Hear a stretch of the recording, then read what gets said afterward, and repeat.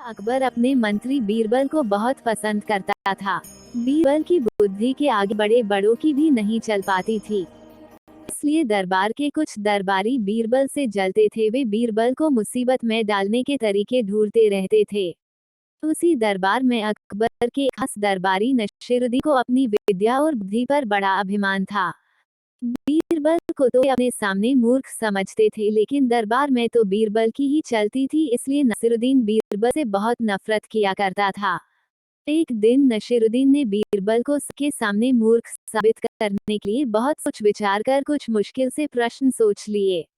उन्हें विश्वास था कि उन प्रश्नों का उत्तर बीरबल अभी नहीं दे पाएंगे और फिर बादशाह मान लेगा कि उसके सामने बीरबल कुछ नहीं है।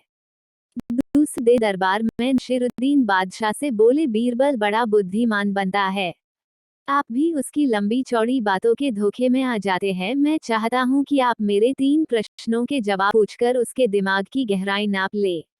नसीरुद्दीन के अनुरोध करने पर अकबर ने बीरबल को बुलवाया और कहा, बीरबल, नसीरुद्दीन साहब तुमसे 3 प्रश्न पूछना चाहते हैं, क्या तुम उनके उत्तर दे पाओगे?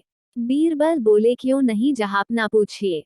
तब नसीरुद्दीन ने अपना पहला प्रश्न पूछा कि संसार का केंद्र कहाँ है, तो बीरबल ने तुरंत अपनी छड़ी जमीन में रखी और उत्तर दिया, यही जगह चारों ओर से दुनिया के बीचों बीच पड़ती है। यदि नसीरुद्दीन साहब को भरोसा न हो तो वे फिते से सारी दुनिया को नापकर दिखा दे कि मेरी बात गलत है।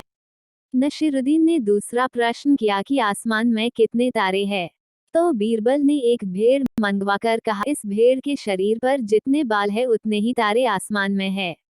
अगर नसीरुद्दीन साहब को मेरी बात गलत लग रही हो तो वे इस भेड़ के सारे बालों को गिनकर तारों से तुलना कर सकते हैं। अब नसीरुद्दीन ने तीसरा प्रश्न किया, बताओ संसार की आबादी कितनी है? बीरबल ने कहा, जहापना, संसार की आबादी पल पल बढ़ती और घटती रहती है, क्योंकि हर पल लोगों का मरना और जीना लगा की रहता है। इसलिए यदि सब लोगों को एक जगह इकट्ठा किया जाए तभी उनको गिनकर ठीक ठाक संख्या बताई जा सकती है। अब बादशाह तो बीरबल के जवाबों से बहुत खुश हुए, लेकिन नासिरुद्दीन साहब थोड़े गुस्से में बोले, ऐसे गोलमोल जवाबों से काम नहीं चलेगा जनाब।